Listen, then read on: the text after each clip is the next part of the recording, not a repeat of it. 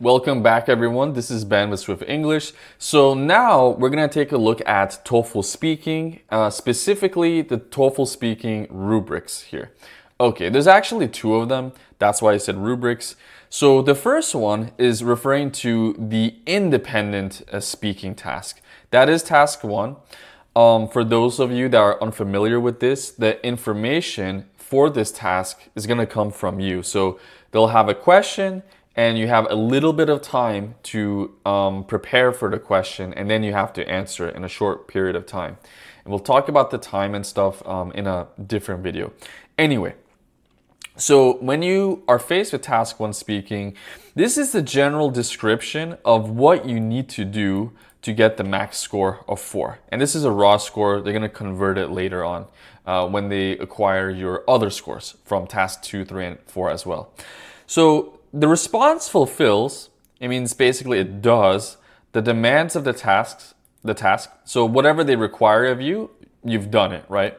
With at most, so minor lapses, so incompleteness. So you have just a few moments where you kind of stumbled. That's okay. You could still get a high score. It is highly intelligible. Keyword here, highly. It means, and intelligible means, capable of being understood. So if it's highly intelligible, it means they can really understand what you're trying to say, what you're trying to express or convey. And it exhibits sustained, so it displays sustained, coherent discourse. So it's really organized. Your speech is really smooth, it's organized, it's consistent. A response at this level is characterized by all of the following. So let's take a look at this. You have 3 criteria here that make up your score. So we have delivery, language use, and topic development. Let's focus on delivery.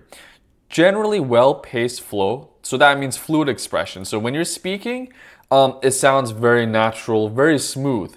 Your pace is good, and it's not distracting. It feels pretty warm. Everything's there.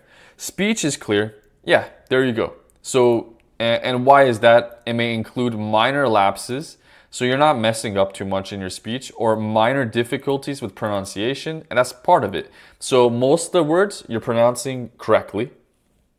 Intonation patterns, so this is referring to where you place stress in words.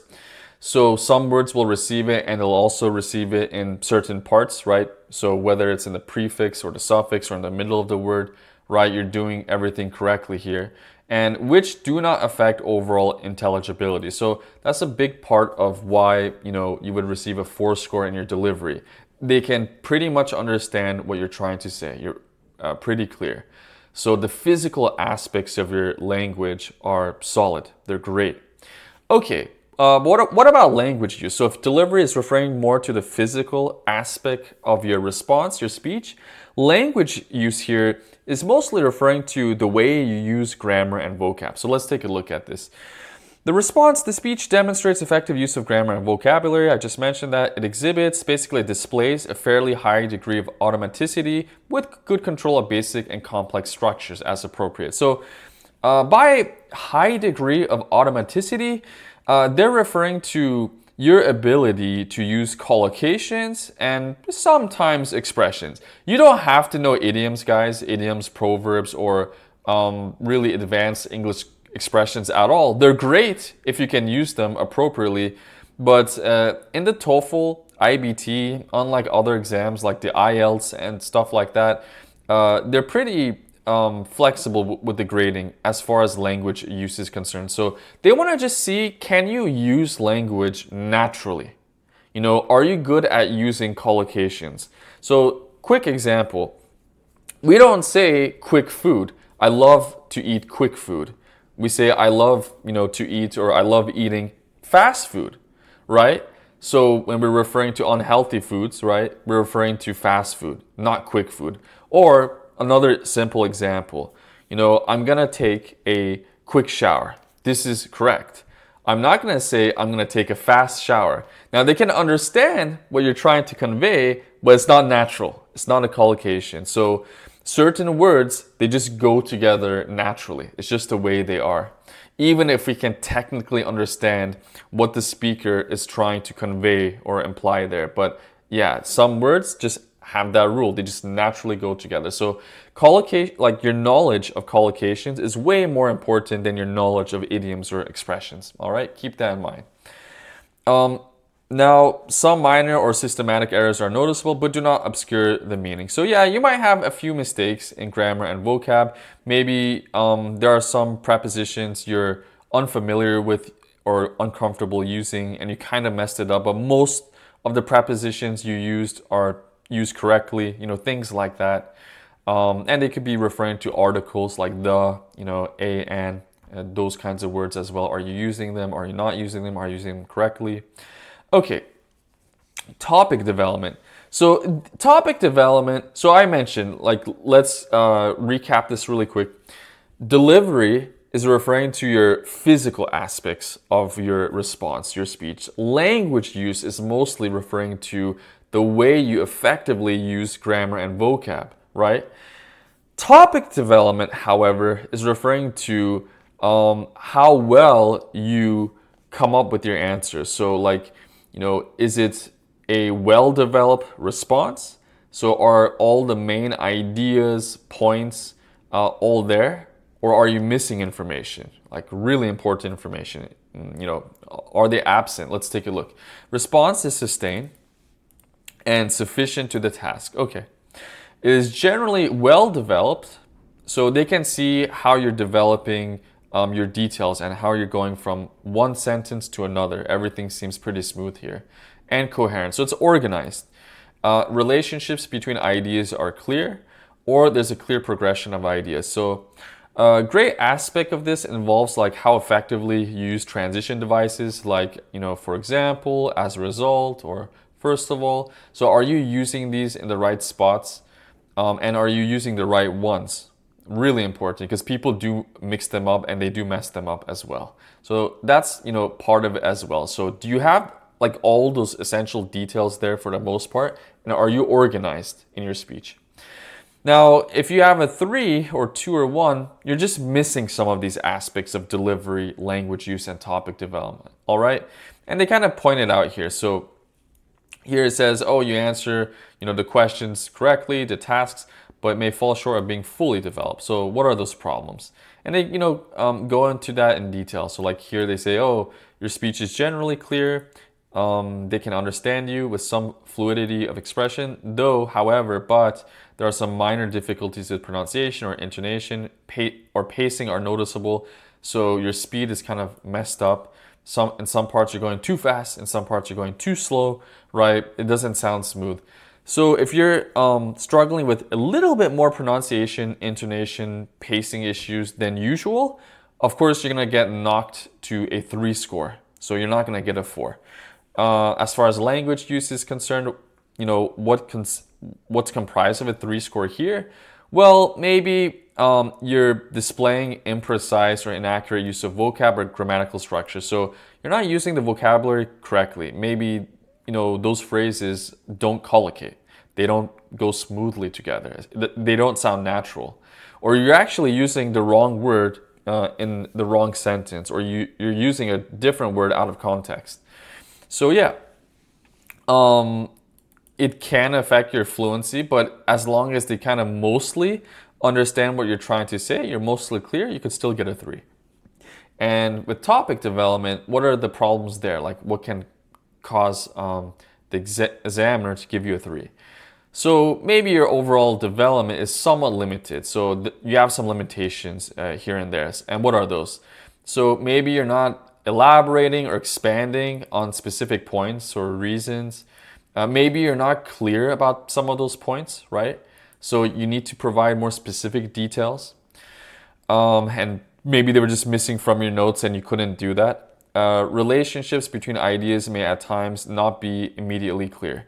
So yeah, when you're presenting your information in your response, the sentence that comes after the next sentence, it just doesn't make sense. They don't kind of match. All right.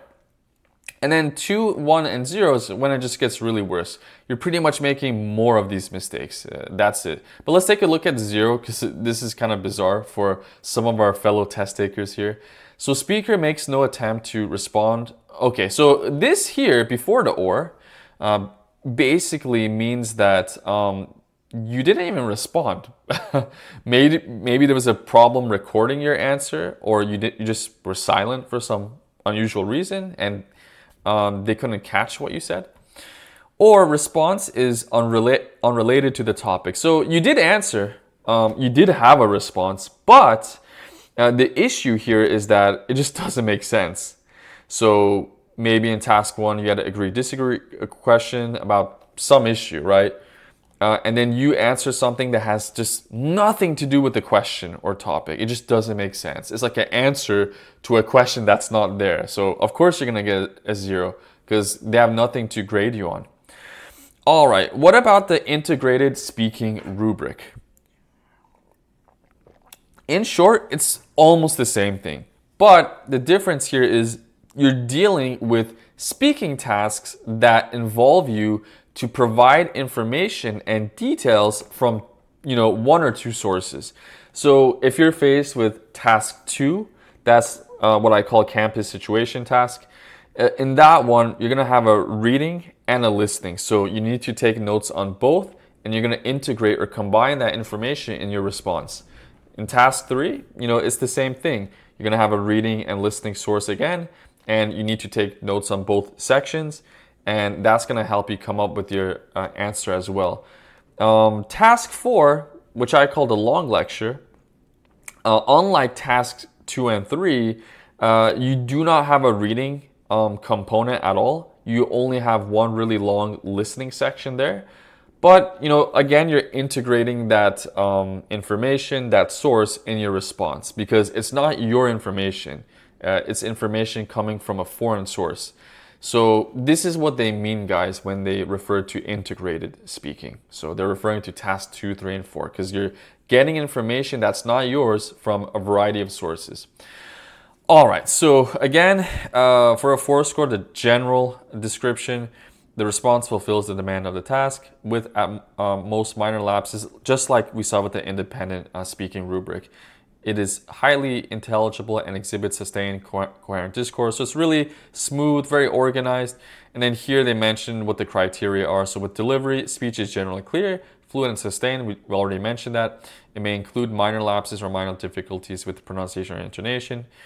Pace may vary at times as the speaker attempts to recall information. Overall intelligibility remains high. So this point is interesting here, guys. So if you kind of slow down during some moments, just maybe once or twice in a random given task or something like that, it's okay. You could still get a high score or even a perfect score because it didn't happen all the time. It just happened a few times. So that's okay. Language use. So the response demonstrates good control of basic and complex grammatical structures that allow for a coherent, efficient. So by efficient here, they're referring to automatic, natural, smooth expression of relevant ideas. It contains generally effective word choice. So by word choice, they're referring to, your collocations, sometimes expressions like are you using them correctly? And are you basically, more importantly, I should say, are you paraphrasing? Are you using synonyms? Are you using antonyms? Are you using negative words? They want to see this diversity in your speech because you're really showing you're really good with vocabulary. And they also want to see how you use grammar and syntax as well. So though some minor or systematic errors or imprecise use may be noticeable, it's apparent, they do not require listener effort or obscure meaning.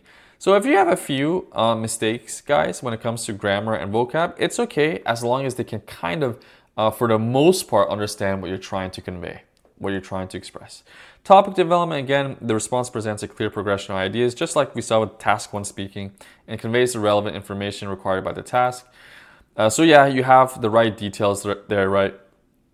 It includes appropriate detail, though it may have minor errors or minor omissions. So maybe in the integrated tasks, you were missing a few of the key ideas or points, and that's okay. If like, the majority of them are there and you just miss one or two like important points, it's not the end of the world. You could still get a pretty high score, so don't worry. All right, again, you could see with 3, it's almost the same thing, but you're just making more mistakes, okay?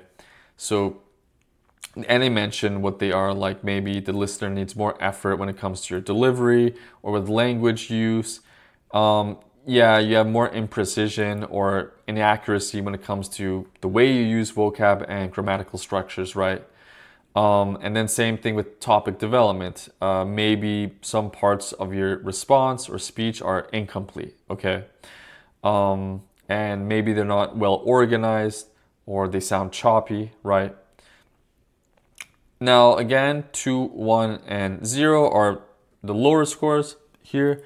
And again, very much like the task 1 rubric we just saw a few minutes ago, it's very similar. So there's similar kinds of issues. So when it comes to delivery, at this point, they're having a lot of problems with your pronunciation, intonation, pacing, and basically the examiner, they really have to strain themselves. They have to put a lot of effort to figure out what the heck are you saying, right?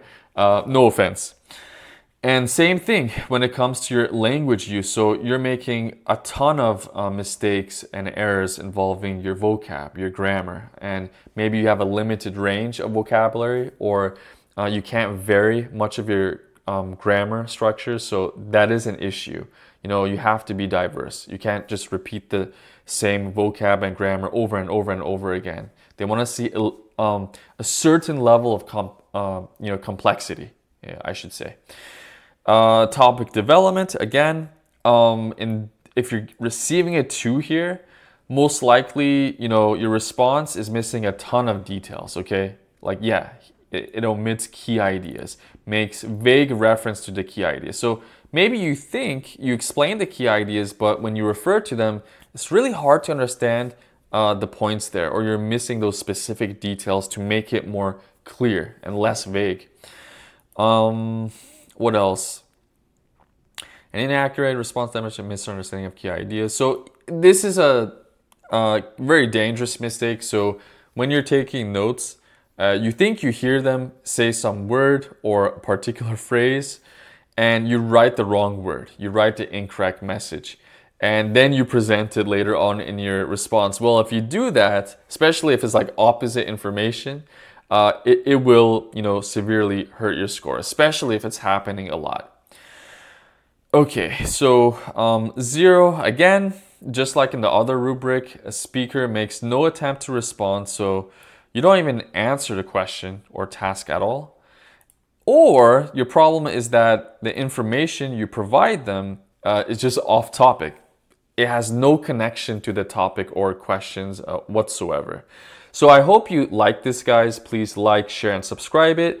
And feel free to leave comments below. What do you think about these rubrics? Are they fair? Are they not fair?